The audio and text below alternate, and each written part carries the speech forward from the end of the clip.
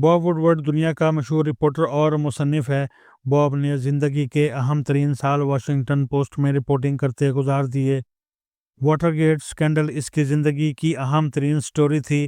یہ نہ صرف رچرڈ نکسن کا سیاسی کیریئر کھا گئی، بلکہ اس نے امریکہ کی سیاسی اشرافیہ کے کردار پر بھی سوال اٹھا دیے۔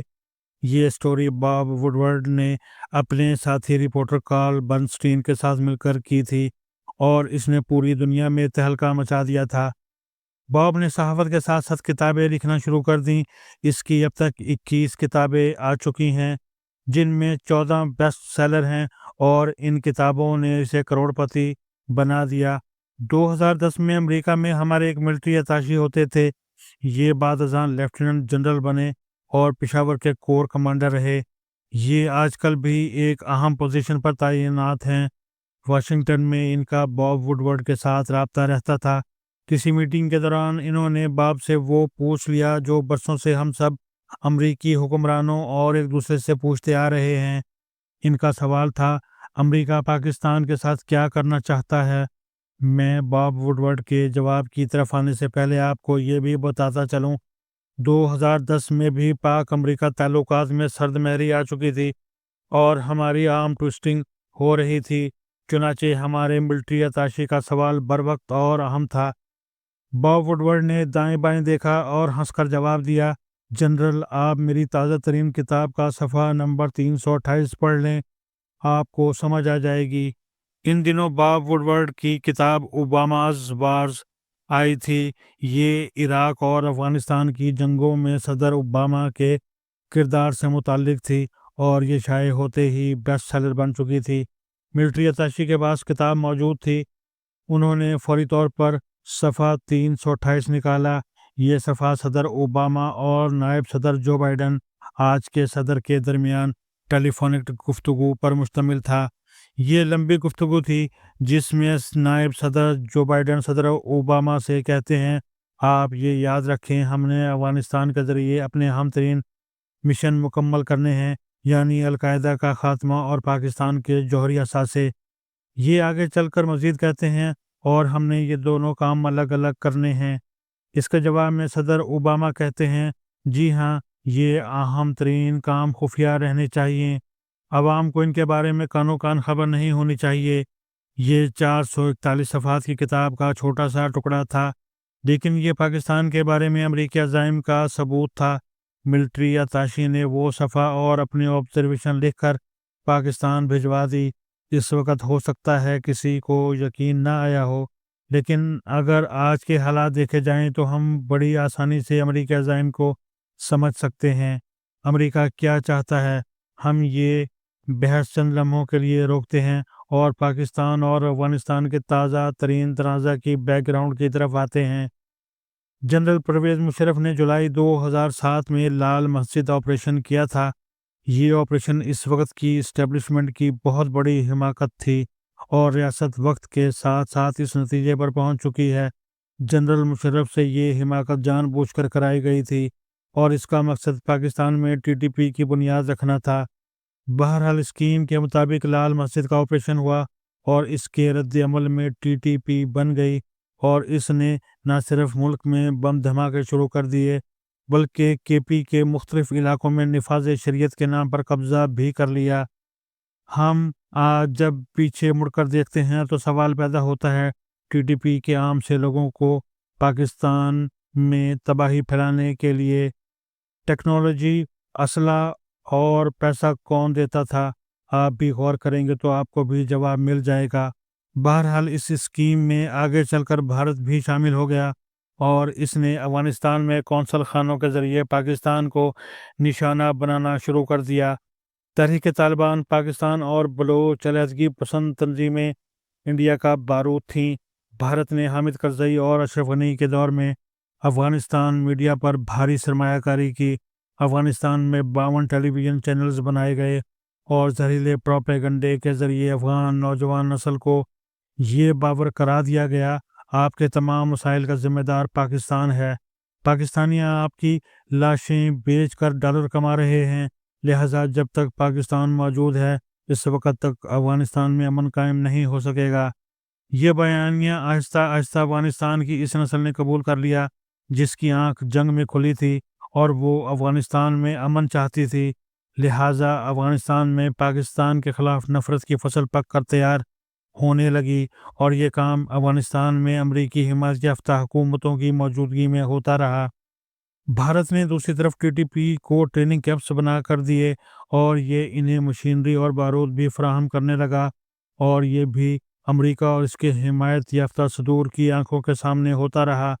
بہرحال قصہ مزید مختصر، 2021 میں امریکہ دوسری بار افغانستان کو بے یار و مددگار چھوڑ کر چلا گیا۔ پاکستان کی خواہش تھی افغانستان میں کولیشن گورنمنٹ بنے، لیکن اشرف غنی اچانک فرار ہو گیا اور افغان فوج تتر بتر ہو گئی، اور اس کے نتیجے میں پورے ملک پر طالبان کا قبضہ ہو گیا۔ طالبان ماضی میں پاکستان میں پناہ گزین رہے تھے، ان کے بچے، کاروبار اور جائیدادیں بھی پاکستان میں تھیں، لہٰذا ہمارا خیال تھا افغانستان میں اب ٹی ٹی پی اور اس کے کیمپ ختم ہو جائیں گے۔ طالبان نے بھی ہمیں یہ یقین دہانی کرائی تھی، مگر نتیجہ اس کے برعکس نکلا۔ کیوں؟ اس کی دو وجوہات ہیں۔ امریکہ پاکستان میں ایک بڑا اور مضبوط میزائل لانچنگ پیڈ بنانا چاہتا ہے جس کے ذریعے یہ چین، روس اور ایران کو کنٹرول کر سکے۔ آپ کو اگر یقین نہ آئے تو آپ اکتوبر 2022 سے جنوری 2025 تک سینٹ کوم کے commander in chief general Michael E Kurilla کے پاکستان کے دوروں کا ڈیٹا نکال کر دیکھ لیں۔ جنرل مائیکل نے پچھلے 3 برسوں میں سب سے زیادہ پاکستان کے دورے کیے۔ کیوں؟ کیا یہاں کوئی جنگ چل رہی تھی؟ دوسرا مقصد اوباماز وار کا صفحہ نمبر 328 ہے، یعنی پاکستان کے جوہری اثاثے، اور یہ کام افغانستان اور پاکستان کے اندرونی سہولت کاروں کے بغیر ممکن نہیں۔ چنانچہ افغانستان میں پاکستان کی دوست حکومت کے باوجود ٹی ٹی پی بھی سلامت رہی اور اس کے ٹریننگ کیمپ بھی۔ ٹی ٹی پی کے کیمپس 3 صوبوں میں قائم ہیں: پکتیا جو خالص حقانی نیٹ ورک کا صوبہ ہے، اور خوست اور کنڑ، یہ تینوں صوبے پاکستانی سرحد پر واقع ہیں، اور ٹی ٹی پی کے دہشت گرد بڑی آسانی سے وہاں سے پاکستان میں داخل ہو سکتے ہیں، اور یہ نہ صرف ہوتے رہے ہیں بلکہ 2024 میں انہوں نے پاکستان میں خوفناک تباہی بھی مچا دی۔ آپ یہاں ایک اور حقیقت بھی ملاحظہ کیجئے۔ امریکہ نے طالبان حکومت کو تسلیم نہیں کیا، لیکن اس کے باوجود طالبان کو امریکہ کی طرف سے ہر ہفتے $40 ملین ملتے ہیں۔ یہ رقم ماہانہ $160 ملین بنتی ہے۔ امریکہ نے اگست 2021 سے اگست 2023 تک افغانستان کو $2.6 بلین امداد دی، جبکہ یہ 2021 سے 2024 تک افغانستان پر $21 بلین خرچ کر چکا ہے۔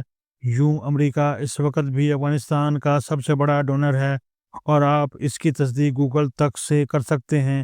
دوسری طرف بھارت ٹی ٹی پی کی مدد کر رہا ہے۔ آپ اب یہاں ایک اور حقیقت بھی ملاحظہ کیجئے۔ پی ٹی آئی ملک کی سب سے بڑی سیاسی جماعت ہے، اور میں دل سے عمران خان کو محب وطن سمجھتا ہوں، لیکن سوال یہ ہے، عمران خان 2011 سے پاکستان میں بڑی بڑی ریلیز، جلوس اور جلسے کر رہے ہیں۔ ان 13 برسوں میں ٹی ٹی پی نے ملک کی ہر سیاسی جماعت اور قیادت پر حملے کیے۔ بے نظیر بھٹو کو شہید کر دیا گیا۔ اس سے قبل کراچی میں کارساز کے علاقے میں بم دھماکوں میں 180 ورکرز شہید کر دیے گئے۔ بلاول بھٹو اور آصف علی زرداری کو آج بھی تھریٹس ہیں۔ پشتون ٹی ٹی پی نے پشتونوں کی سب سے بڑی اور پرانی جماعت اے این پی کو مکمل طور پر تباہ کر دیا۔ مولانا فضل الرحمان طالبان کے استاد ہیں۔ یہ ان کے مدرسوں میں تعلیم حاصل کرتے رہے، لیکن اس کے باوجود ٹی ٹی پی نے انہیں 2024 میں الیکشن کمپین نہیں کرنے دی، اور نون لیگ بھی آج تک کھل کر کے پی میں الیکشن نہیں لڑ سکی۔ لیکن ٹی ٹی پی نے پی ٹی آئی کے کسی جلسے اور جلوس کو نشانہ بنایا اور نہ دھمکی دی۔ کیوں؟ سوال یہ ہے، اگر عمران خان پاکستان اور پاکستانی نیوکلیئر پلانٹ کے محافظ ہیں تو پھر یہ ٹی ٹی پی کے سب سے بڑے ٹارگٹ ہونے چاہیے تھے، لیکن یہ کیوں نہیں ہیں؟ میں عمران خان کی ذات پر شک نہیں کر رہا، لیکن ہو سکتا ہے یہ نادانستگی میں پاکستان کی مخالف طاقتوں کے ہاتھ استعمال ہو رہے ہوں۔